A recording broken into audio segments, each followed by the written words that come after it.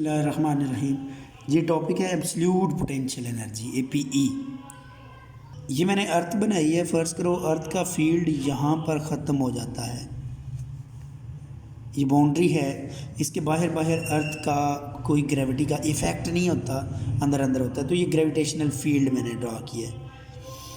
Gravitational field, इस field में अगर कोई ये एक ऑब्जेक्ट है जिसका मैस m है, हम इसको यहाँ से मूव करवाते हैं, ऊपर की तरफ ले जाते हैं, लिफ्ट करते हैं। तो जब लिफ्ट करेंगे तो एक तो वो वर्क है जो हम कर रहे हैं लिफ्ट करने में, दूसरा लिफ्ट करते हुए फोर्स ऑफ ग्रेविटी mg वो नीचे की तरफ लग रही है, वो भी वर्क कर रही है। तो जब इसको हम लिफ्ट करते करते करते करते ग्रेविटेशनल फील्ड से बाहर ले जाएंगे, यहाँ पर ये इन्फिनिटी की जगह होती है, तो इन्फिनिटी तक लाने में जितना वर्क ग्रेविटी ने किया, that is absolute potential energy. तो ये डेफिनेशन बन गई, work done by gravitational field in moving the object from its position to infinity. यानी ऑब्जेक्ट को उसकी पोजीशन से मूव करवा कर इन्फिनिटी तक लेकर जाने में जो वर्क करना पड़ेगा, that is absolute potential energy. जिसकी पहले एक्सप्लेनेशन करते हैं। बात यह है कि जो इन्फिनिटी तक अर्थ से किसी ऑब्जेक्ट को हमने लिफ्ट करना है, ये इन्फिनिटी पॉइंट है, तो ये ऑब्जेक्ट की पोजीशन है पॉइंट नंबर 1 पर। तो अगर इन्फिनिटी से पहले भी एक पॉइंट है, ये वाला, इसको पॉइंट नंबर n कहते हैं, तो पहले तो पॉइंट 1 से n तक लेकर आते हैं और वर्क कैलकुलेट करेंगे और फिर इन्फिनिटी तक भी कर लेंगे। तो 1 से n तक जब इसको हम लेकर आते हैं तो फोर्स ऑफ ग्रेविटी तो कांस्टेंट ही नहीं रहती, तो जो वर्क या एनर्जी कैलकुलेट करने का वर्क का फार्मूला W=F d वो तो फेल हो जाएगा, क्योंकि फोर्स ऑफ ग्रेविटी कांस्टेंट नहीं है। ये बात मैंने लिख दी है कि force of gravity is not constant from point number 1 to point number n, so work W=F d cos theta fails, यानी इसको हम अप्लाई नहीं कर सकते। F फोर्स ऑफ ग्रेविटी थी, क्योंकि वो कांस्टेंट नहीं है, तो आप ये फार्मूला नहीं अप्लाई कर सकते। तो इसलिए हम ऐसा करते हैं कि ये जो 1 से n तक पॉइंट के दरमियान डिस्टेंस है ना, इसको छोटे छोटे इंटरवल्स में डिवाइड कर देते हैं।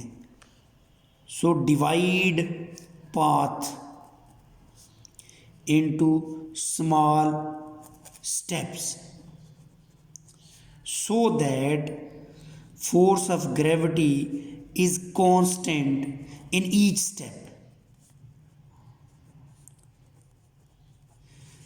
तो फिर हम फार्मूला अप्लाई कर सकेंगे W=F d का, F d cos थीटा, और वर्क कैलकुलेट करेंगे। पहले 1 से n तक कैलकुलेट करेंगे और फिर 1 से इन्फिनिटी तक का कैलकुलेट कर लेंगे। इसके लिए आपने डायग्राम में 4 पाथ शो करने हैं।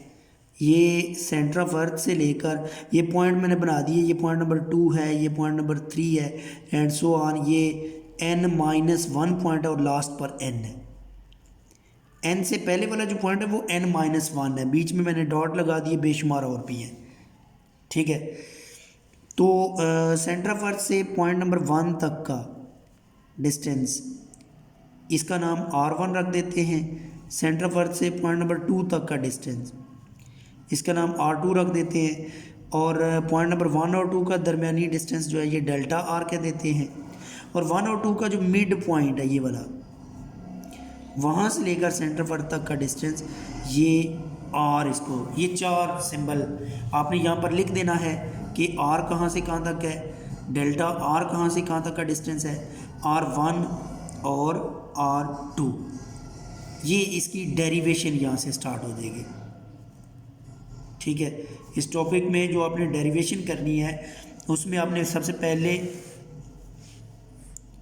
ये 4 डिस्टेंसेस बताने हैं कि r, r1, r2 और डेल्टा r क्या है,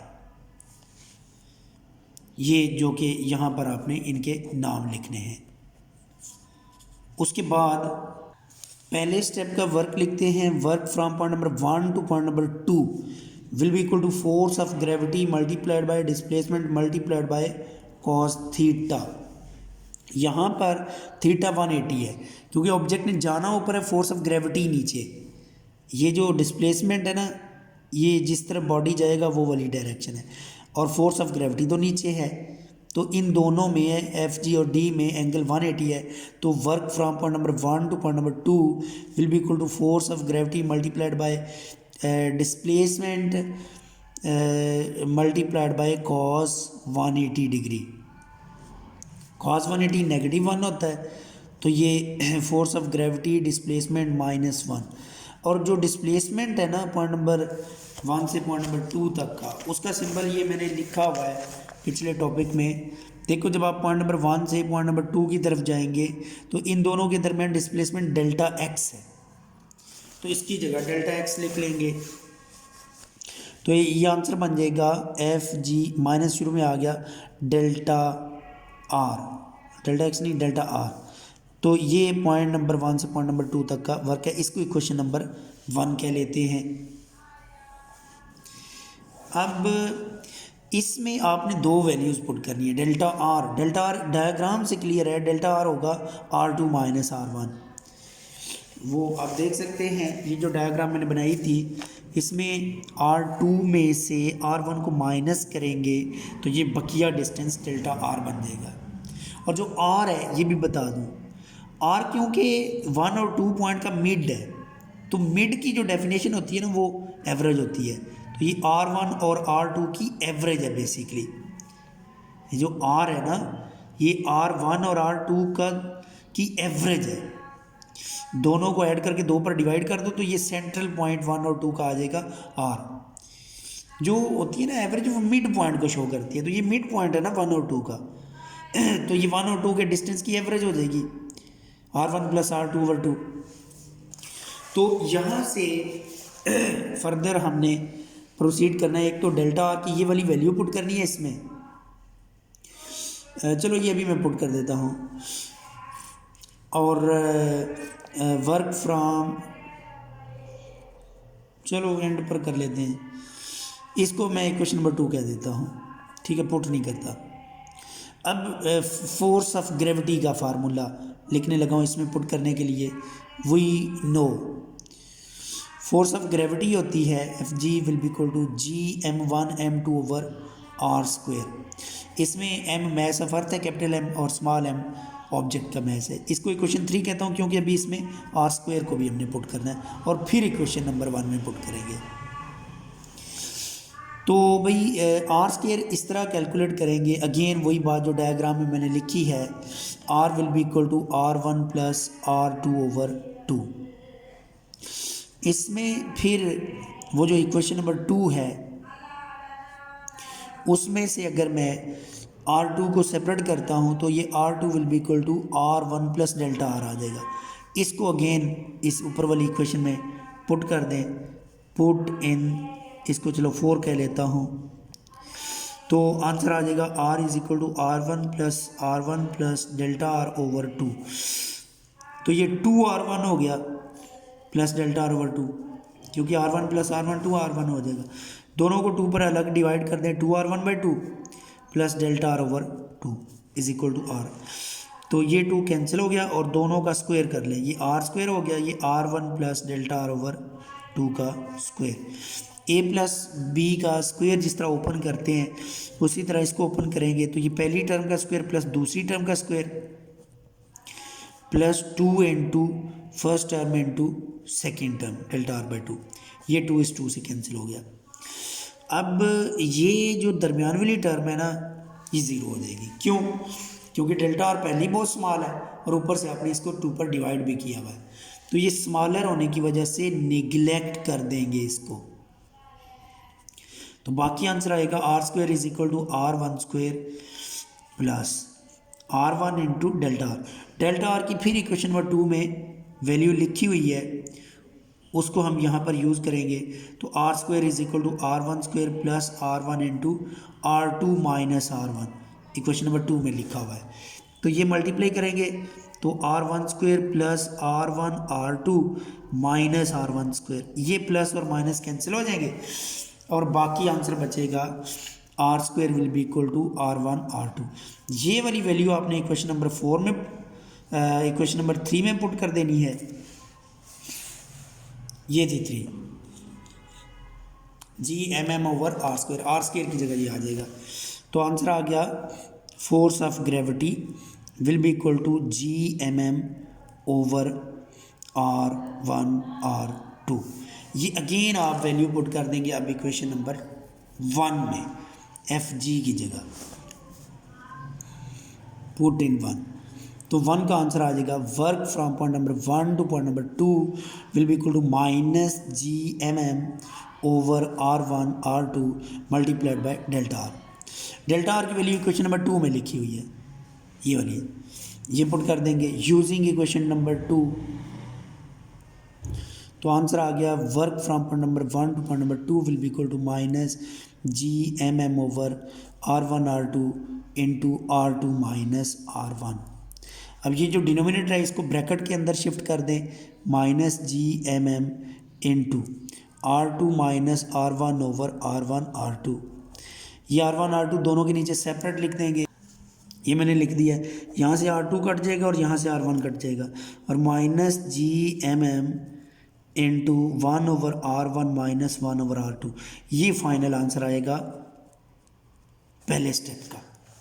बाकी आपने ड्राइव नहीं करने, बस सिमिलरली करके आपने बकिया तमाम स्टेप्स को लिख लेना है।